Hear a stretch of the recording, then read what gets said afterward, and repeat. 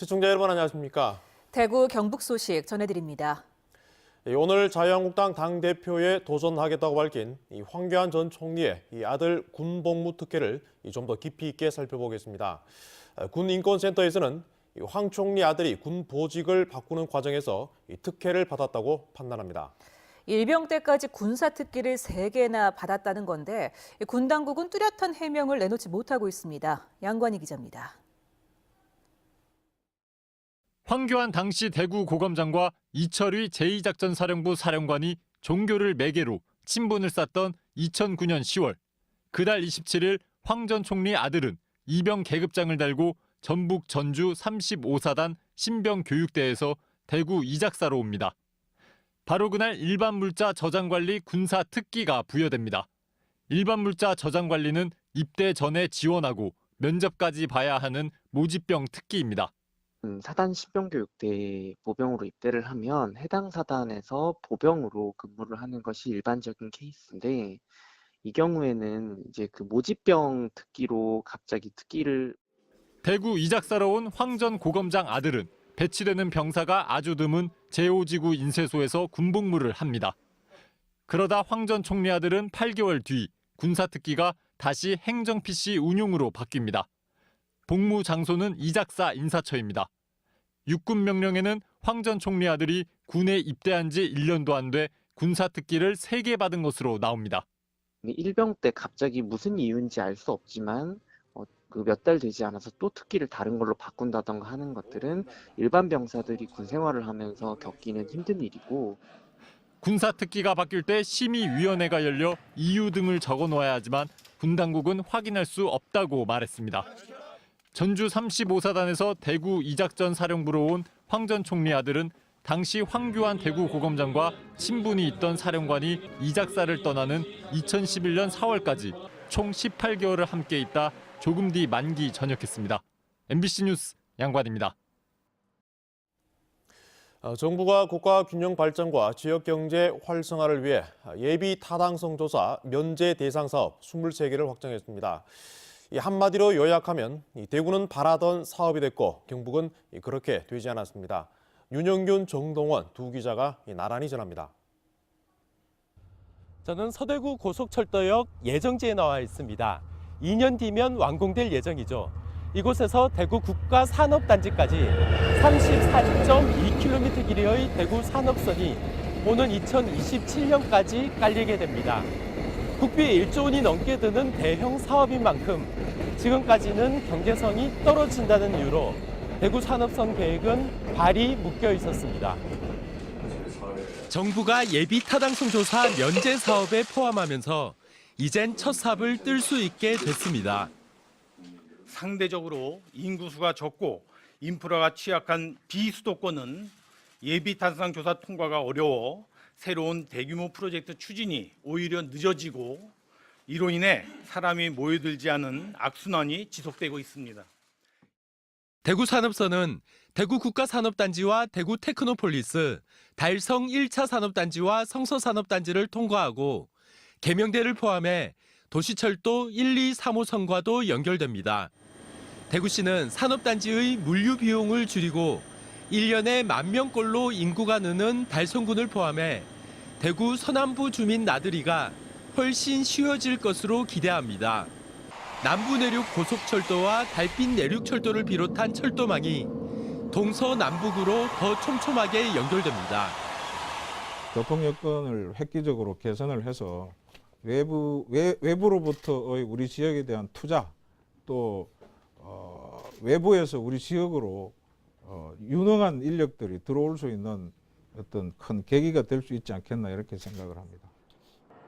대구 산업선은 내년부터 설계를 시작하고 2022년에 공사를 시작해 2027년에 완공합니다. MBC 뉴스 윤용균입니다. 경북의 예타 면제 사업이 포항과 동해를 잇는 동해선 단선전철화로 결정됐습니다. 사업비는 4천억 원.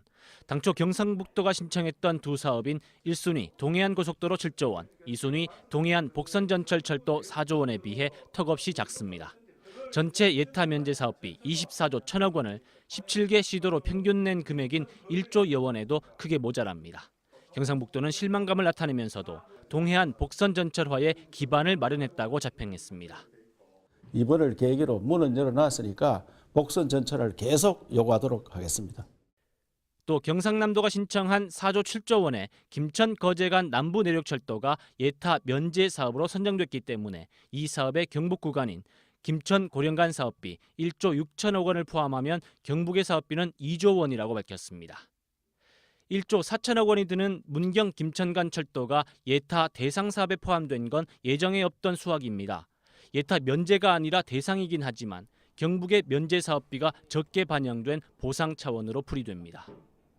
예타 신청도 검증을 하거든요. 그런데 문경, 김천 같은 경우는 바로 예타를 할 수 있게 해주겠다. 그래서 예타를 통해서 타당성이 확보가 되면 결과론으로 보면 정부의 판단과 별도로 경상북도의 자체 사업 선정에 문제가 있었던 게 아니냐는 해석이 나옵니다. 고속도로하고 철로를 같이 신청한 부분이 조금 더 검토를 했었어야 되지 않겠나 이런 생각이 들고요. 영일만 대교 건설을 포함하는 동해안 고속도로가 물거품되면서 단선전철 수혜 지역인 동해안 지역마저 이번 결정에 크게 실망하는 분위기입니다. MBC 뉴스 정동원입니다. 정부가 수도권 쏠림 현상을 완화하기 위해 오는 2022년까지 175조 원을 투입해 지역 간 균형 발전을 추진합니다. 대통령 직속 국가균형발전위원회는 제4차 국가균형발전 5개년 계획을 발표하고 국세의 상당 부분을 지방자치단체에 이양할 계획입니다. 또 지역이 자발적으로 수립한 지역발전 전략을 중앙부처가 수년간 포괄 지원하는 지역발전 투자협약 제도를 올해부터 시범 추진하고 내후년부터는 본 사업으로 확대합니다. 어제 사회복지시설의 중증 장애인 학대 사건 단독으로 보도해드렸는데요. 학대가 이렇게 오래 반복된 데는 직원들의 개선 요구조차 무시하면서 사건을 은폐해온 조직 문화가 있었습니다. 박재영 기자가 취재했습니다. 상습적으로 발생한 학대 행위를 지적 장애가 있는 중증 장애인들은 그게 학대인지도 알 수가 없습니다. 때리고 막 폭행을 하는 걸 몇 번을 봤어요. 정말 이렇게 하시면 안 된다고. 선생님들은 교도관 역할을 하는 것 같고 장애인들은 무슨 수용소에 있는 듯한 느낌 있잖아요. 지켜보던 사회복무요원은 폭력 문제가 심각하다고 복무일지에 여러 차례 썼습니다. 학대와 폭력은 이어졌지만 신고로 이어지지 않았습니다. 사회복지사부터 시설장, 전 재단 이사장까지도 묵인하고 은폐했습니다. 몇 번이나 제가 얘기했어요. 본인한테도 그랬고. 그리고 조치도 이거 그대로 두면 안 된다고 분명히 말씀을 드렸어요. 누구한테요? 시설장님하고 재단 이사장님한테 했죠. 전 재단. 네네네. 학대 행위를 참다 못한 일부 복지사가 문제 제기를 하자 폭력을 휘두른 문제의 사회복지사가 책임을 지고 퇴사하겠다는 뜻을 밝혔습니다. 복지재단 이사장은 사직서를 발의하고 가해자가 중증 장애인과 함께 생활하도록 방치했습니다. 폭행 문제가 결국 외부에 알려지자 이사장은 전후 사정을 잘 알지 못해 사표를 반려했다며 예전 일은 잘 모른다고 발뺌하고 있습니다. 가해 사회복지사가 쓴 자필 확인서는 그렇지 않다는 것을 보여줍니다. 스스로 이사장에게 사건 전말을 전했다고 기록돼 있습니다. 그거는 이사장과 있는 부분이고 저 하나 나가서 끝나는 문제가 아니라는 그거에서 반대하면서 요청을 하였음에도 불구하고 내가 해주지 않을 거야. 대표이사가 승인하지 않으면 되지 않아. 장애인 학대 의혹을 신고하려는 일부 직원들의 양심적인 목소리는 힘없이 묻혀버렸습니다. 경찰이 학대 은폐 의혹에 대한 수사도 반드시 해야 한다는 목소리가 높아지고 있습니다. MBC 뉴스 박재영입니다. 한편 이번 사건과 관련해 경찰이 수사에 착수했습니다. 대구지방경찰청은 중증 장애인 학대 의혹 사건이 중대한 만큼 이례적으로 지방 내 수사팀을 구성해 장애인 학대와 은폐 의혹 등에 대해 집중 수사하기로 했습니다. 대구시 장애인 권익 옹호 기관과 대구 북구청도 오늘 현장 조사를 벌였습니다. 요즘 농촌이 선거 바람에 들썩입니다. 전국 동시조합장 선거가 오는 3월에 있는데 벌써 과열 조짐이 나타나고 있습니다. 이 돈을 받으면 3천만 원까지 과태료를 물고 이 반대로 불법을 신고하면 이 포상금을 3억 원까지 받을 수 있습니다. 윤태호 기자가 취재했습니다. 성주에 있는 농협조합장으로 출마하려는 A씨는 지난해 말 동네 어르신 30여 명이 있는 운동 모임을 찾았습니다.